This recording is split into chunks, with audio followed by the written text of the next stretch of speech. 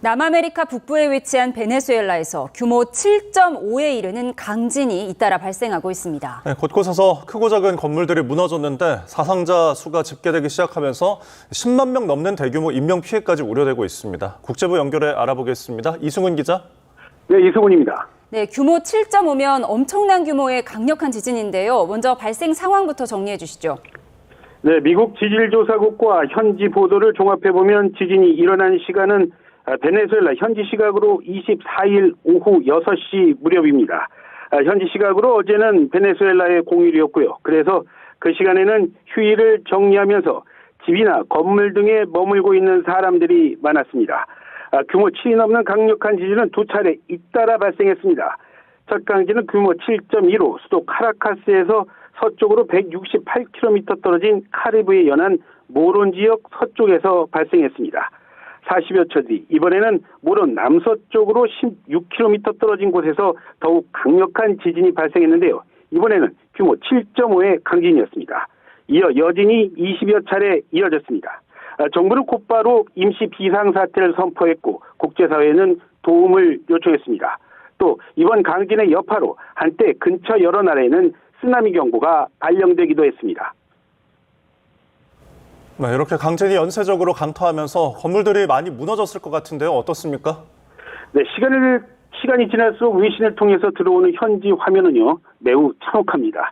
주택으로 보이는 건물은 주저앉아서 형태를 잃었고요. 또 고층 건물 역시 벽면이 뜯겨나가는 등 곳곳에서 피해가 확인되고 있습니다. 22층짜리 건물이 완전히 무너져 내렸다는 안타까운 소식도 전해지고 있습니다. 지금 현지 시간은 새벽 3시가 조금 안 된 매우 깊은 밤입니다. 그렇지만 무너진 건물 밖에서는 가족 등을 찾는 이들이 뜬 눈으로 밤을 보내고 있고 구조대 역시 어둠 속에서 불을 밝히고 생존자를 찾고 있다는 게 현지 언론 등의 보도입니다. 또 연쇄강진 여파로 전기와 인터넷은 모두 끊겼고요. 여기에 당국은 추가 피해를 우려해서 피해 지역 주변에 가스 공급을 차단한 상황이라 피해 발생 지역 주변은 지금 매우 혼잡합니다. 베네수엘라 정부는 이번 지진이 여러 주에서 감지됐고 주택과 건물의 추가 붕괴가 예상되는 매우 걱정스러운 상황이라면서 여진이 계속되고 있는 만큼 시민들은 집 밖에서 머물러 달라고 당부하고 있습니다. 네, 건물 피해가 이런 정도면 대규모 인명 피해가 우려되는데요. 사망자가 최대 10만 명을 넘을 수도 있다는 전망이 나왔다고요? 네, 그렇습니다. 미국 지질조사국은 이번 강진으로 인한 사망자만 적게는 1만 명에서 많게는 최대 10만 명에 이를 수도 있다고 전망하고 있습니다. 특히 미국 지질조사국은 사망자가 1만 명에서 10만 명일 확률을 40%, 또 10만 명을 넘어설 가능성을 14%로 각각 예측해서 걱정을 더하고 있습니다. 물론 이제 구조가 진행되는 상황이라 정확한 피해 규모가 정리되기까지는 다소 시간이 필요해 보입니다. 지금 베네수엘라 정부가 공식으로 확인한 사상자 수는요, 사망 32명, 부상 700여 명입니다. 이런 가운데 확인되지 않던 인명피해 소식도 현지 방송과 SNS 등을 통해서 계속 전해지고 있습니다. 현장을 중계하는 기자는 상가가 있는 6층짜리 주거용 건물이 무너졌는데 일부 사람들을 찾아 병원에 옮겼지만 모두 숨졌다 이렇게 전하기도 했고요. 또 중장비를 동원해서 잔해 도미를 수색하고 있지만 아직 생존자를 찾지 못하고 있다는 안타까움 역시 전하고 있습니다.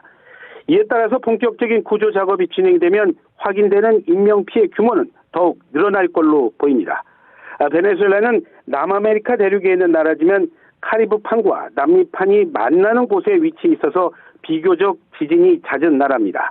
지난 1967년과 1997년에도 대규모 지진이 발생해서 각각 230여 명과 70여 명의 사망자가 나오기도 했습니다.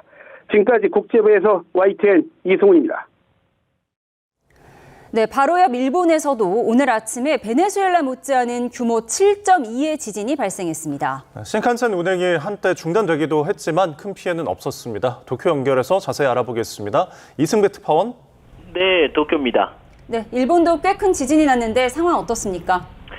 네, 그렇습니다. 지진이 발생한 건 오늘 오전 7시 반쯤이었습니다. 일본 동북부에 있는 이와테현 앞바다에서 발생했습니다. 진원은 바닷속 50km 지점인 것으로 파악이 됐습니다. 일본 기상청은 처음에 규모 6.9라고 발표를 했는데요. 나중에 7.2로 수치를 올렸습니다. 바로 옆에 있는 아오모리현에서는 가장 높은 강도 6의 지진이 관측됐습니다. 500km 넘게 떨어진 도쿄의 고층 건물에서도 큰 흔들림이 느껴질 정도였습니다. 이 지진 영향으로 오전 한때 JR 도호쿠 신칸센 일부 구간 상하행선 운행이 중단되기도 했습니다. 또 4명이 지진 흔들림에 넘어지거나 떨어지는 물건에 머리를 맞는 등 부상을 입었다고 교도통신은 전했습니다. 후쿠시마 제1원자력발전소나 아오모리현 히가시도리 원전 등에서 이상은 확인되지 않았습니다. 일본 기상청은 지진 해일 위험은 없다고 밝혔습니다. 아오모리현과 이와테현 등이 있는 혼슈 북부 그리고 홋카이도 남부에서는 지난 4월 규모 7.4 지진이 발생하는 등 최근 지진이 이어지고 있습니다.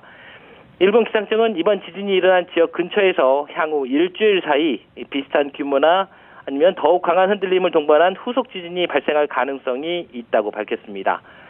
일본 정부는 지진 발생 직후 총리 관저에 위기관리센터를 설치했고요. 관계부처 국장급 긴급소집팀을 소집해 대처에 나섰습니다.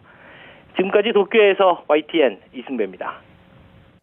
삼성전자, SK하이닉스와 함께 메모리 반도체 3대 기업인 마이크론 테크놀로지의 분기 실적이 4배로 뛰어오르며 최고 기록을 경신했습니다. 장 마감 뒤에 실적이 발표됐는데 실적에 대한 기대감이 선반영돼 차익을 실현하려는 매도로 주가는 하락했고 나스닥과 S&P 500은 하락했습니다. 뉴욕에서 이승윤 특파원입니다. 삼성전자, SK하이닉스와 함께 전 세계 D램과 낸드 플래시 시장의 빅3로 통하는 미국 반도체의 자존심 마이크론 테크놀로지. 엔비디아의 AI 칩에 마이크론의 HBM, 고대역폭 메모리가 탑재돼 3분기에 1년 전보다 4배로 증가한 414억 6천만 달러의 매출을 올려 최고 기록을 경신했습니다.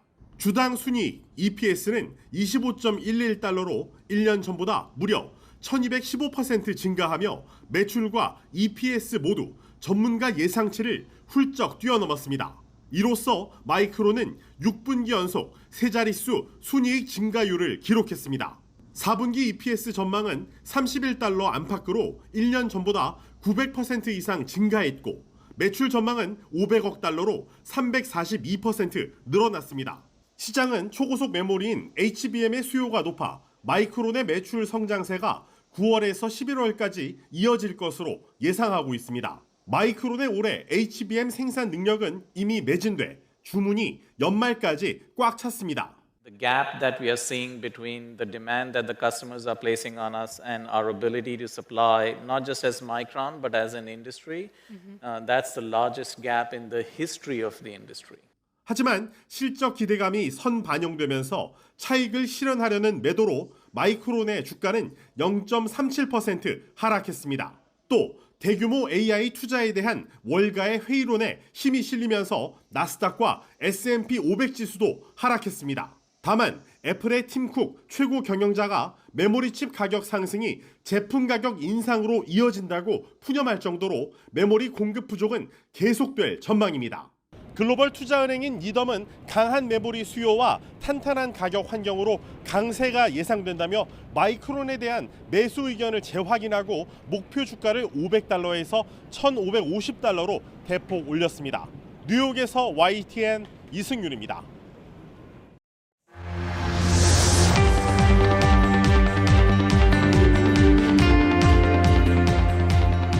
이재명 대통령이 다음 달 1일 문재인 전 대통령과 청와대에서 오찬을 함께합니다. 최근 대통령 지지율 하락과 이른바 명청 갈등 이슈가 불거진 상황에서 어떤 얘기가 오갈지 관심이 모이는데요. 어제 대표직 사퇴로 연임 도전 행보를 시작한 정청래 전 민주당 대표도 그 첫 일정으로 문재인 전 대통령을 찾아서 친노 친문, 전통 민주당 지지층을 겨냥했죠. 오늘은 폭풍 SNS를 올리며 민주당주의자, 민주당 DNA를 언급했습니다. 딴지일보 게시판에 노사모 출신 노무현 TJ임을 강조한 것도 경쟁자인 김민석 국무총리가 지난 2002년 대선 당시에 정몽준 후보를 지지하며 노무현 전 대통령을 흔들었던 과거를 떠올리게 했다는 분석입니다. 관련 영상 보고 대담 시작합니다. 이재명 정부의 성공을 위한 길. 평산마을에 가서 인사드리려고 했는데 오늘 여기에 오신다는 거예요. 또 오랜만에 또 뵙게 돼서 너무 반갑고 또 건강하신 것 같습니다. 이건 괜찮아요?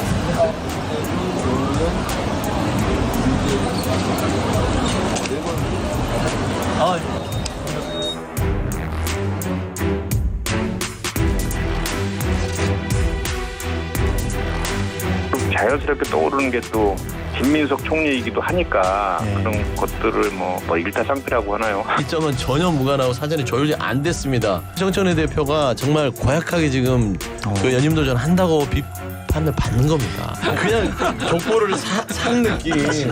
그리고 대통령을 지키고 이재명 정부 성공을 도와줄 거예요. 돌쇠같이 가는 분이라 이렇게 비난하는 게 이해가 좀 안 되네요. 이재명 대통령은 문재인 전 대통령과 오는 7월 1일 수요일 오전 11시 30분에 청와대에서 오찬을 함께할 예정입니다.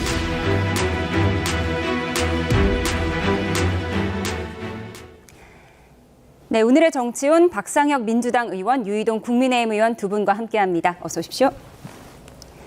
네, 어제 정청래 전 대표가 연임도전 첫 행보로 문재인 전 대통령을 만났는데 오늘은 이재명 대통령이 문재인 전 대통령과 오찬을 함께할 거다 발표를 했습니다. 이 명청 갈등 속에 동시에 문재인 전 대통령을 찾는 모양새예요. 어떻게 해석하십니까? 먼저 명청 갈등이 뭐 어떤 의미인지 잘 모르겠습니다. 무슨 그 기자들이나 언론에서는 그런 표현을 쓰는데 그게 어떤 모습으로 실존하고 있는 건지 뭐 그걸 전 개념 자체가 좀 이해가 되지는 않고요. 실존하지 않는다. 네, 뭐 항상 그 뭐 의견 조율이라든지 이런 과정들은 있는 거고 지금 과거에 보셨지만 예전에 이명박 대통령 때 이명박 대통령, 박근혜 대표 이런 시기에 엄청난 갈등이 있었지 않습니까? 근데 지금 정청래 대표하고 뭐 지금 이재명 대통령은 어떤 갈등이 있는 건지 뭘 지금 명청 갈등이란 좀 개념 자체가 좀 이해가 가지 않기 때문에 그렇고요. 뭐 정청래 대표가 어제 이제 그 도서전에 가서 문재인 대통령한테 뭐 인사도 드리고 먼저 자연스러운 뭐 모습이라고 생각이 듭니다. 그리고 본인이 얘기한 것처럼 이제 사표를 냈으니까 사임을 했으니까 또 양산이라든지 봉하마을에 가서 이렇게 인사를 드릴 수 있었는데 또 이런 기회 인사 드리는 것 뭐 정치인이라면 다 할 수 있는 뭐 저는 행위라고 생각합니다. 예, 명청 갈등은 존재하지 않는다라고 말씀을 하셨는데요. 동의하십니까? 아니 명청 갈등이 지금 뭐 좀 한 두세 달 된 것 같은데요. 그 온 뉴스를 다 도배를 하고 있는데 그게 어떤 건지 모르겠다고 하면 저도 좀 이해하기가 좀 어렵고요. 그걸 뭐 일일이 설명드리기도 어려울 텐데 어찌됐건 중요한 것은 지금 친노, 친문 조금 전에 말씀을 주셨습니다만 이게 어떤 데자뷰 같은 게 좀 이렇게 떠오르거든요. 그러니까 제가 보기에는 민주당의 미래가 굉장히 어둡다. 그러니까 친노, 친문, 뭐 친명 이런 단어가 등장하고 그 사이에 그룹들 간의 경쟁 을 넘어서 이게 갈등으로 비춰지기 시작하고 지금 현직 대통령과 현재 집권 여당의 바로 직전까지 당대표를 하셨던 분 간의 갈등이 이렇게 적나라하게 노정되는 것, 이것이 지방선거 실패의 한 원인이라고 지적되는 것에 대해서는 민주당의 미래를 예측했을 땐 굉장히 어둡고 제가 보기엔 이재명 대통령께서도 안전벨트를 좀 단단히 매셔야 되겠다 이런 조언을 드립니다. 예, 의원님께서는 지금 명청 갈등이 실존하지 않는다고 하셨지만 지금 사실 정청래 그러니까 전당대회를 놓고 당권 경쟁을 할 수 있는데 그게 명청 갈등이라는 표현을 쓰고 있는 게 적절치 않은 좀 프레임이라고 생각합니다. 예, 당 내외에서는 정청래 전 대표가 출마하지 않는 것이 적절하다 이런 의견도 많아요. 그러니까 불출마 압박으로 해석되는 여러 정황 속에서도 오늘 정청래 전 대표가 이런 얘기를 했다고 합니다. 서양 속담에 해가 비칠 때 풀을 베어라. 그러니까 나는 누가 뭐래도 나가겠다라는 해석인 것 같아요.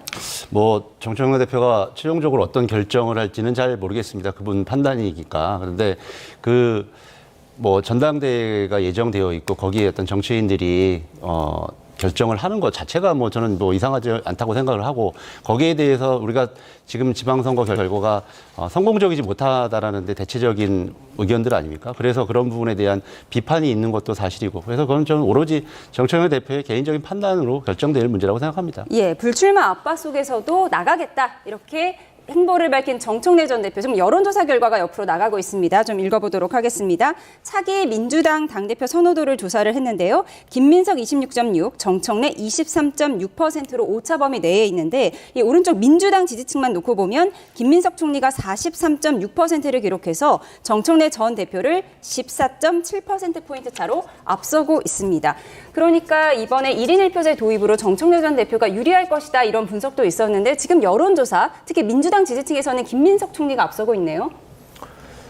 저도 얼마 전에 선거를 치렀잖아요. 근데 제가 선거를 치르는 과정에서 여론조사가 뭐 이렇게 정확하게 맞는 것 같지는 않더라고요. 그러니까 뭐 끝까지 한번 지켜보실 필요는 있겠지만 아마 이재명 대통령께서 직접적으로 거의 뭐 노골적으로 저 좀 당내 경쟁의 어떤 형태라든지 지금 직접적인 플레이어는 아닙니다만 어떤 특정한 후보를 지원하고 있다는 것은 모든 분들이 인정하고 있는 주지의 사실인 만큼 아마 그 후보 김민석 후보가 좀 높은 지지율이 나오는 것은 뭐 자연스러운 것 같습니다. 예, 유희동 의원님께서는 여러 여론조사를 뒤집고 당선이 되셨으니까요. 좀 더 지켜보자고 하셨습니다. 최근 여권에서는 대통령 지지율 하락을 놓고 여러 분석이 나오고 있는데요. 코어, 즉 핵심 지지층이 흔들린다는 방송인 김어준 씨의 분석에 대해서 친명계 의원들은 이렇게 해석하고 있습니다. 들어보시죠. 이재명 정부 출범 이후 첫 번째 얘기. 코아는 지지층이 맞습니다. 어머 하고 팔짱을 낀 거예요. 등까지는 안 돌렸는데 팔짱을 껴버린 거예요. 노무현 대통령의 경우는 코어 지지층이 무너지면서 임기 내내 고생했거든요. 이런 성격의 하락은 지금까지 이 대통령의 방식인 성과를 보여주면 해결되는 게 아니에요. 여론조사의 어느 지점에서 코어 지지층을 읽었는지 모르겠는데 1000샘플, 2000샘플의 코어 지지층이 보이나요? 전 보이지 않는다고 보거든요. 전통 지지 민주당을 자처하는 유시민 작가도 본격 여론전에 나설 걸로 보입니다. 곧 김어준 씨 방송에 나온다고 하는데 사전 녹화를 관람한 한 누리꾼은 유시민 작가가 당권과 관련해서 이재명 대통령을 비판했다고 전해지면서 그 발언 수위에 따라 파장도 상당할 것 같습니다. 네, 지금 여권의 빅스피커로 꼽히는 김어준 씨가 코어 지지층, 그러니까 전통 친노 친문 지지층이 이재명 대통령에서 이탈하고 있다. 이런 분석을 내놓고 있어서 지금 왈가왈부가 이어지고 있습니다. 저는 김영진 의원의 저 의견에 동의하는 편입니다. 왜냐하면 보시는 것처럼 좀 전에 유희동 의원님 여론조사 얘기했지만 그 여론조사 1000샘플, 2000샘플에 거기에 어떤 코어 지지층과 코어 지지층이 아닌 사람들을 구분할 수가 있습니까? 그리고 응답률 자체도 매우 좀 낮은 여론조사들 아니에요? 좀 그런 부분은 좀 동의할 수 없고 전반적으로 이번 지방선거 결과가 저희들이 기대한 만큼 성공적이지 못했다라는 그런 비판과 평가가 있지 않습니까? 그렇고 그 이후에 지금 나타나고 있는 당내의 이런 불필요한 경쟁들 이런 부분들에 대해서 국민 여러분들께서 굉장히 비판적으로 보시고 제가 지금 우리 당원들이 많은 호남 의원님들 얘기를 좀 들어보니까 지금 이렇게 싸우고 있는 이유 자체를 이해하지 못하고 계세요. 그런 분들은 항상 당이 시끄럽고 필요 없는 명분 없는 이런 것들을 할 때 굉장히 비판적이셨거든요. 저는 그런 의미에 있어서 우리 당내의 오랜 전통 지지층들이 굉장히 비판적으로 보는 것이지 지금 말씀하시고 있는 것처럼 무슨 코어 지지층 이런 얘기들은 좀 적절치 않은 것 같습니다. 예, 이런 가운데 유시민 작가가 김어준 씨 방송에 나오는데 이제 아직은 방송이 되지 않았습니다만 사전 녹화 과정에서 이재명 대통령을 비판하는 좀 수위 높은 발언을 했다고 전해지고 있거든요. 지금 이런 상황은 어떻게 보이십니까? 이번이 처음이 아닌 것 같아요. 노골적으로 대통령의 그 이름을 공개적으로 명명을 하지 않았을 뿐이지 사실 유시민 작가가 계속 비판해오고 있었던 지점 끝에는 결국에는 이재명 대통령을 향한 저는 비판이 담겨 있다고 보거든요.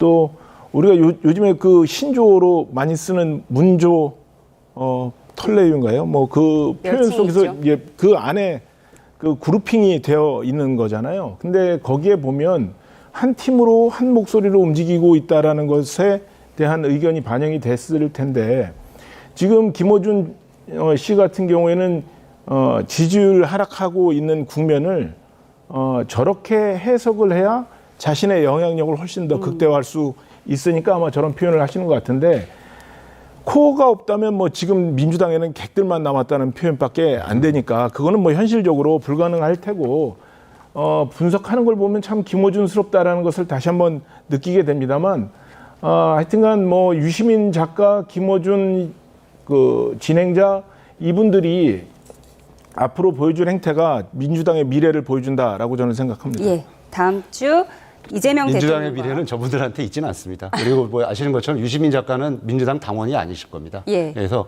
그런 건 적절한 뭐 비유도 아니고, 좀 전에 말씀하셨던 그런 멸칭들, 얼마 전에 그 우원식 전 의장님이 뭐 SNS에도 쓰셨는데, 그런 멸칭들은 정말 사라져야 되고요. 저는 이번 전당대회 경쟁이 굉장히 치열해질 거라는 전망들도 있고, 기자들을 만나면 어느 쪽이 이깁니까? 뭐 이런 얘기들도 굉장히 묻더라고요. 근데 저는 그렇게 답합니다. 누가 이기느냐가 중요한 게 아니라 민주당이 이기는 전당대회에 돼야 된다. 저는 많은 동료 의원님들도 그렇게 생각을 하고 있어서, 지금은 좀 경쟁이 치열해 보일 거지만 앞으로 과정들은 그런 방향으로 나갈 거라고 생각하고, 그런 후보들이 선택될 거라고 생각합니다. 예, 민주당의 미래는 굳건하다라는 개인 의견까지 들어봤습니다. 이어서 국민의힘 이야기 해보겠습니다. 돌아온 장동혁 대표, 어제 퇴원하고 곧바로 기자회견을 열어 사퇴론을 일축했는데요. 국민의힘에서 이런 영상을 올렸습니다. 보시죠.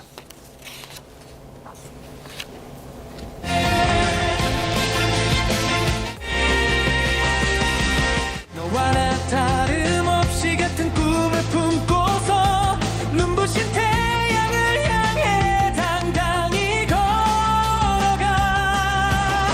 가슴 벅차리는 하나의 대한민국. 어제 장동혁 대표의 기자회견 내용 중에 기강을 확립하겠다는 부분에 대한 논란도 이어졌습니다.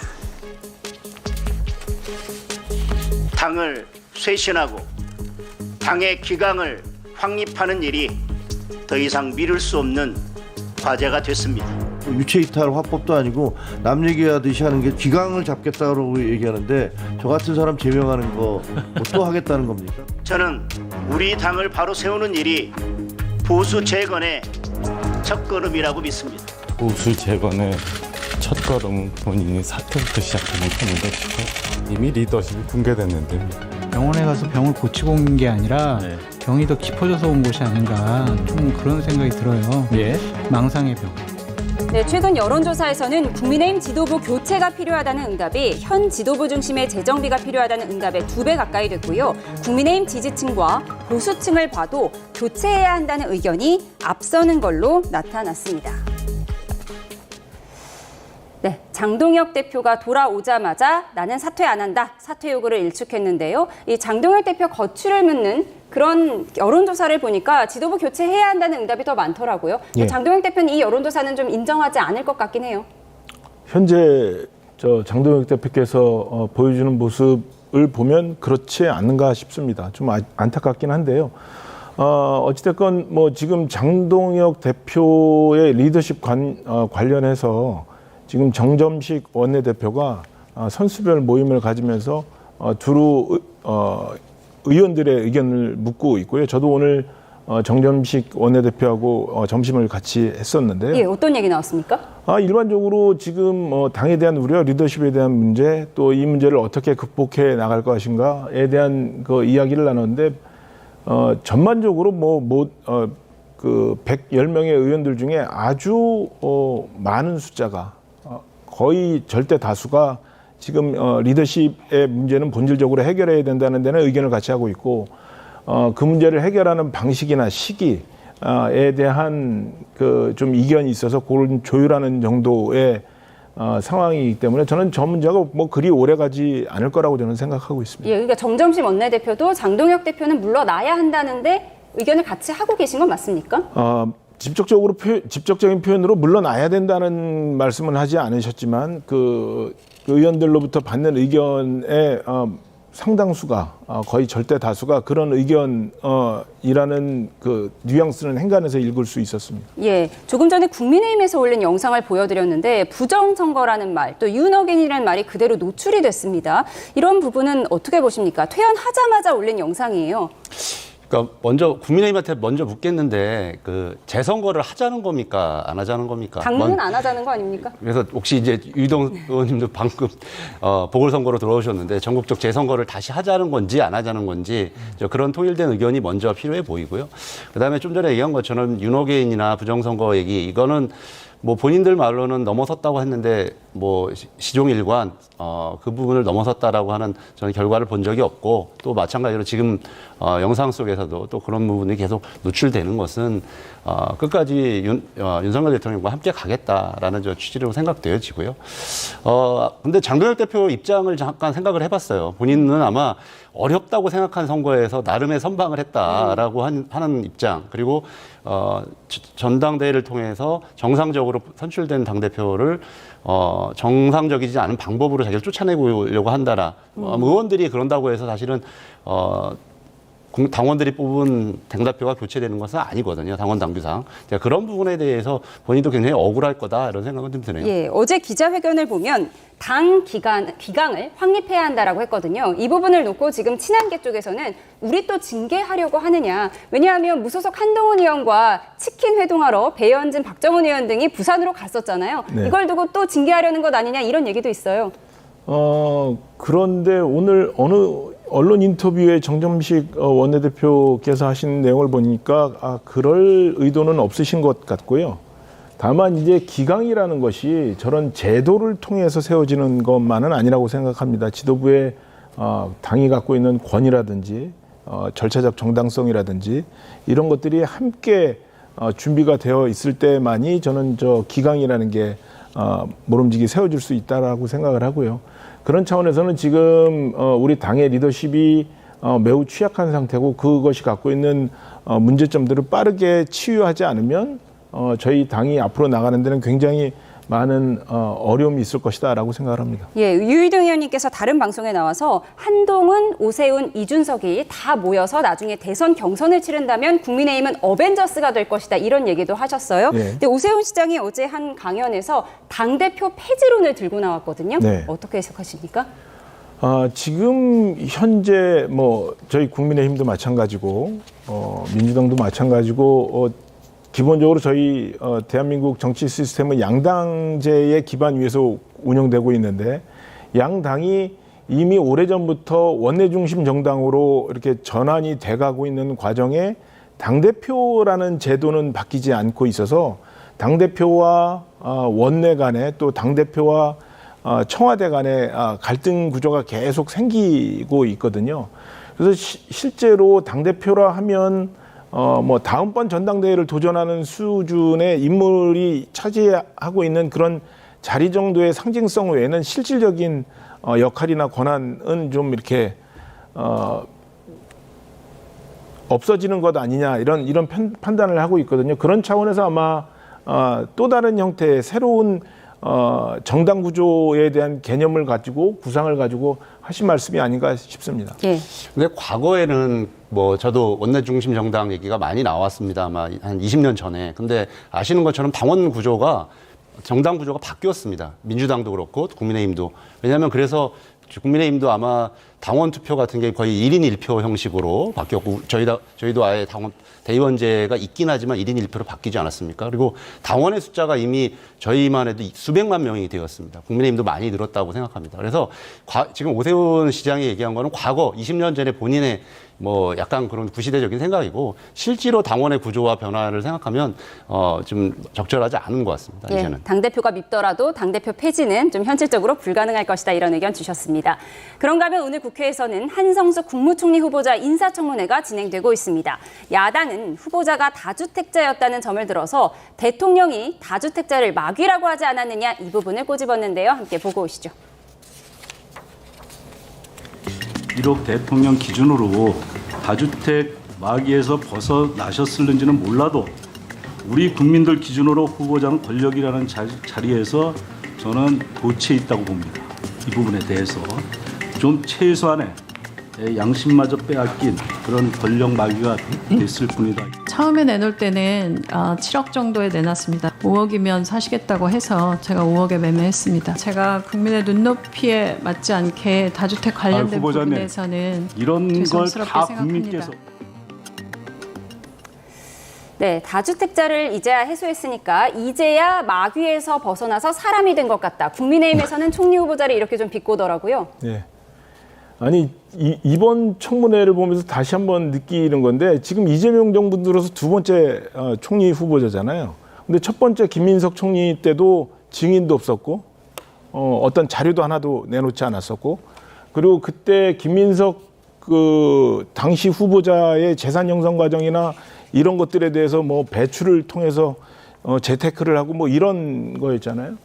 난 그때 국민적 실망감이 굉장히 컸고요. 비판도 컸고 그렇지만 대통령이 이제 이재명 정부가 막 출범하던 시기니까 그건 좀 우리가 뭐 양보를 해주자라는 차원에서 갔는데 이번에 또 그 뒤를 잇는 후보자가 증인도 없이 아무런 자료도 내놓지 않고 저런 도덕적인 또 재산 형성 과정에 있어서 많은 문제점을 갖고 있는 후보를 또 내놨다는 것. 네. 그런 상태에서 저 청문회를 강행한다는 것.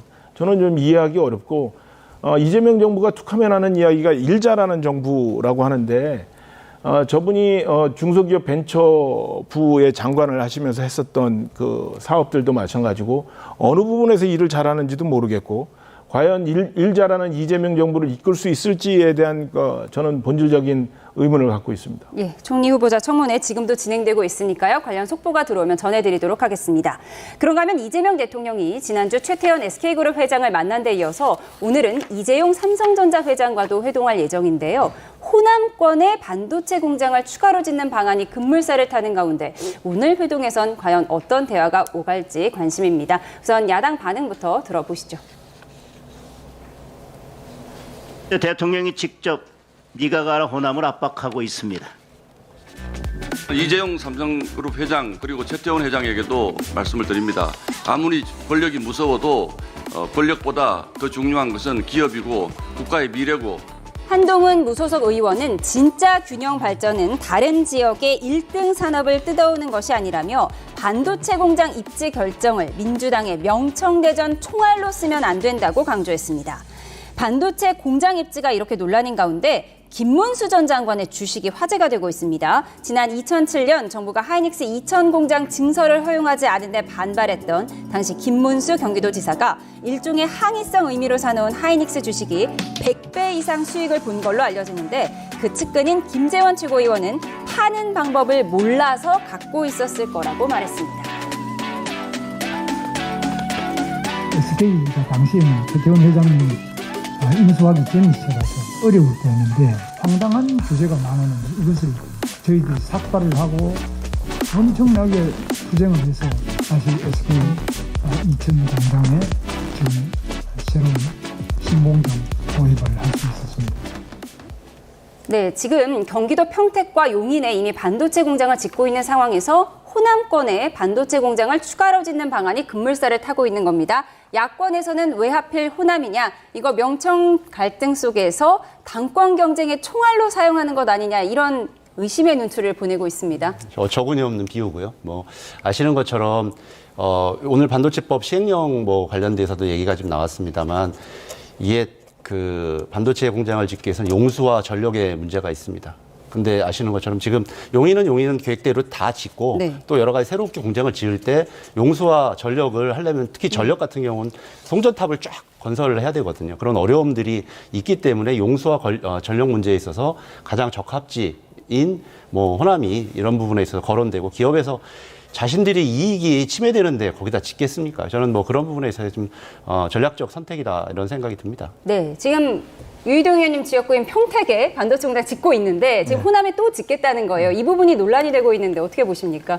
제가 조만간 경기 남부 지역에 있는 국회의원들과 함께 긴급 간담회를 개최를 해서 그분들의 의사를 한번 여쭈려고 하거든요. 그러니까 왜 호남인지에 대한 이야기가 없습니다. 그러니까 경기도에 전력과 용수가 부족해서 그 밑으로 내려가야 되겠다라고 하면 천안이면 제가 이해를 하겠어요.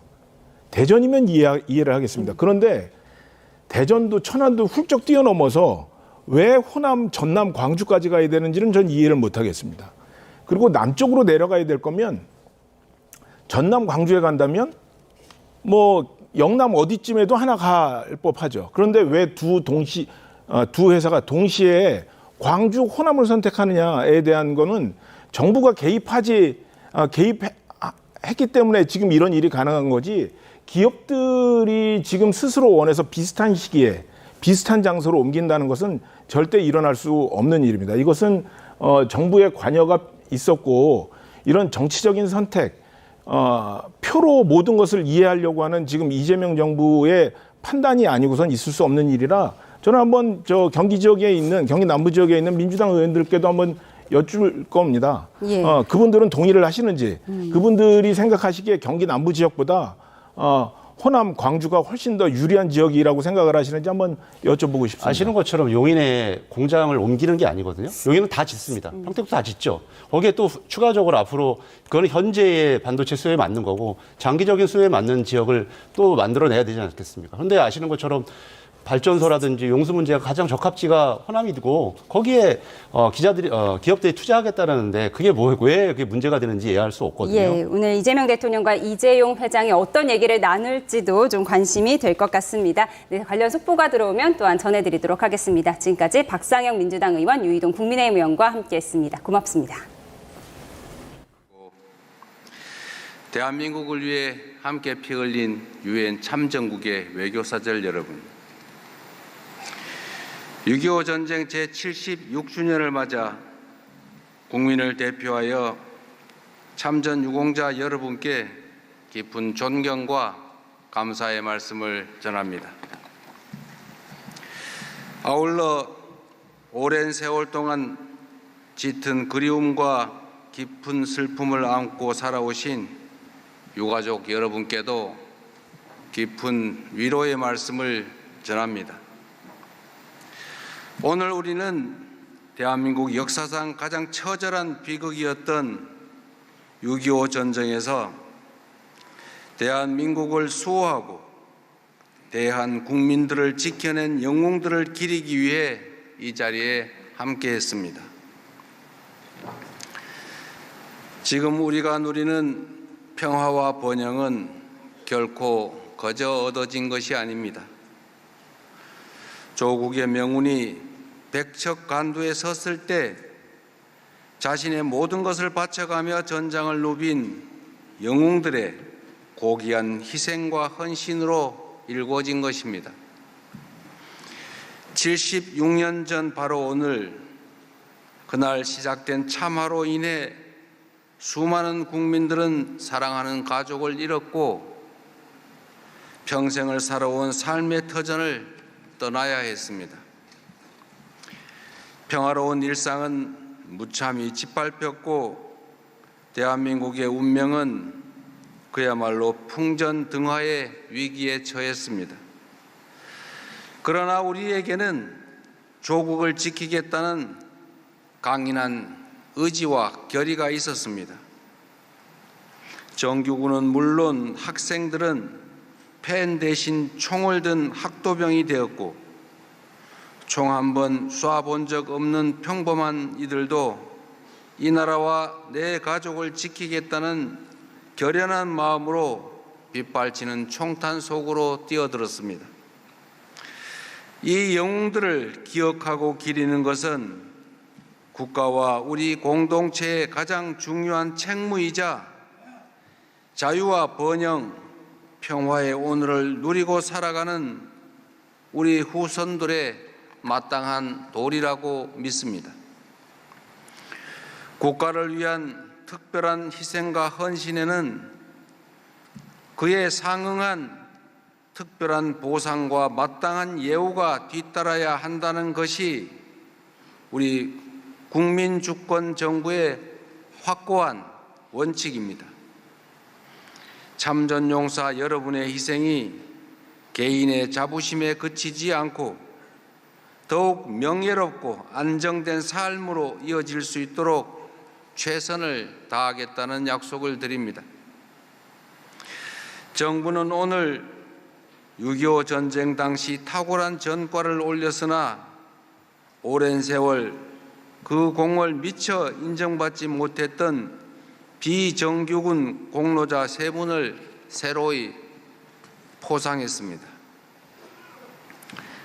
늦었지만 이제라도 합당한 명예를 되찾으신 참전 용사와 유가족 여러분께 깊은 감사와 위로의 말씀을 드립니다.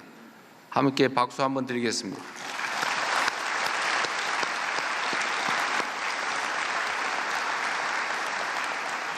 아울러 지난 5월 20일부터 참전 유공자 보훈단체의 회원 자격을 유족까지 확대하는 참전 유공자법 개정안이 시행되고 있습니다.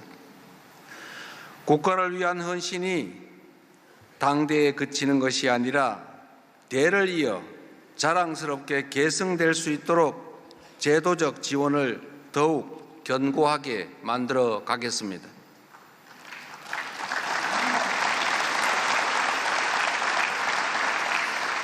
또 우리가 결코 잊지 말아야 할 분들이 있습니다. 바로 유엔 참전 용사들입니다. 대한민국이 지금 누리는 이 자유와 평화의 토대에는 이름조차 들어보지 못한 동방의 작은 나라를 위해 기꺼이 청춘과 생명을 바친 유엔 참전 용사들의 거룩한 희생과 헌신이 서려 있습니다. 76년 전 참호 속에서 피로 맺은 우리의 연대는 오늘날 세계 평화와 번영을 함께 만들어 나가는 굳건한 동반자 관계로 이어지고 있습니다. 국제사회로부터 도움받던 나라에서 전쟁의 상흔을 딛고 도움 주는 나라로 성장한 우리 대한민국은 그 은혜를 전 세계에 되갚아야 할 책임이 있습니다. 정부는 유엔 참전 용사들의 한국 방문 초청을 비롯한 보훈 외교를 더욱 확대하여 참호 속에서 싹튼 영대의 정신이 미래 세대에도 살아 숨쉴 수 있도록 더욱 노력할 것입니다. 존경하는 국민 여러분, 76년 전 오늘 총성이 멎지 않는 전장에서도 이 땅을 포기하지 않았던 이들이 있었습니다. 전쟁이 없는 평화로운 나라를 꿈꾸며 기꺼이 목숨을 바친 이들이 있었습니다. 우리의 평온한 오늘이 그들이 그토록 치열하게 바랬던 내일입니다. 국민주권정부는 그 영웅들이 만든 이 위대한 대한민국을 흔들림 없이 지켜나가겠습니다. 강력한 국방력으로 국민과 영토를 지키고 전쟁이 일어날 걱정도 싸울 필요도 없는 진정한 평화의 한반도를 반드시 만들어내겠습니다. 그것이 목숨과 청춘을 바치며 이 나라를 지켜낸 영웅들에게 우리가 드릴 수 있는 가장 확실한 보답이라고 믿습니다.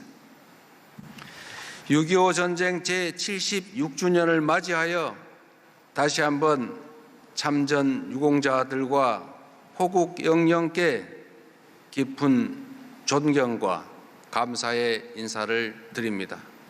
고맙습니다.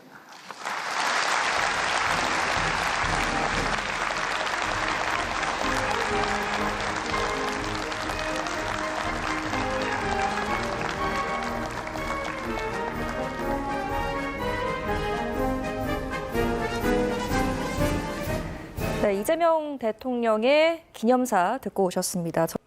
LG 헬로비전이 스포츠 중계 전문 채널 스포티비 송출 중단을 공지했다가 막판에 번복했습니다. 콘텐츠 사용료를 둘러싼 갈등 때문이었는데 시청권을 무시하는 행태라는 지적이 나옵니다. 김태민 기자입니다. 이달 초 LG 헬로비전 홈페이지에 올라왔던 공지문입니다.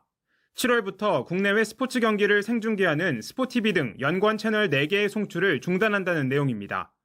LG 헬로비전은 지난해 기준 케이블 TV 점유율 1위를 차지하고 있는 대형 사업자로 가입자 수는 341만 명에 달합니다. 송출 중단이 현실화하면 전국 300여만 가구에서는 스포티비가 중계하는 국내 프로야구 경기를 볼 수 없게 됩니다. LG 헬로비전 측은 공지문을 통해 채널 공급사 요청에 따른 조치라고만 설명했지만 실상은 사용료 갈등이 주 원인으로 꼽힙니다. 지난해 LG 헬로비전이 스포티비에 지급할 콘텐츠 사용료를 삭감하겠다고 통보한 뒤 갈등이 빚어졌고 끝내 송출 중단 카드까지 나온 것으로 전해졌습니다. 문제는 그 피해가 애꿎은 케이블 TV 가입자들에게 고스란히 돌아갈 수밖에 없는 구조라는 점입니다. 일방적으로 중단이 된다고 하면 그 시청자, 소비자들의 그런 시청권과 선택권이 좀 제한되는 부분들이기 때문에 이런 유료 방송 사업자들이 보다 시청자들을 생각하는 조금 책임 있는 자세가 좀 필요할 거라고 생각이 됩니다. LG 헬로비전 측은 YTN 취재가 시작되자 홈페이지 공지문을 내리고 사용료 협의가 끝날 때까지 채널 송출을 이어가겠다며 돌연 입장을 바꿨습니다. 하지만 송출 중단을 협상 카드로 이용하며 가입자들의 시청권을 볼모 삼은 점은 비판을 피하기 어려워 보입니다. 특히 방송미디어통신위원회가 유료 방송 산업을 살리기 위한 제도 개선을 고민하는 가운데 계속 갈등을 노출하면서 정부 노력에 찬물을 끼얹는 건 아닌지 우려가 커지고 있습니다. YTN 김태민입니다.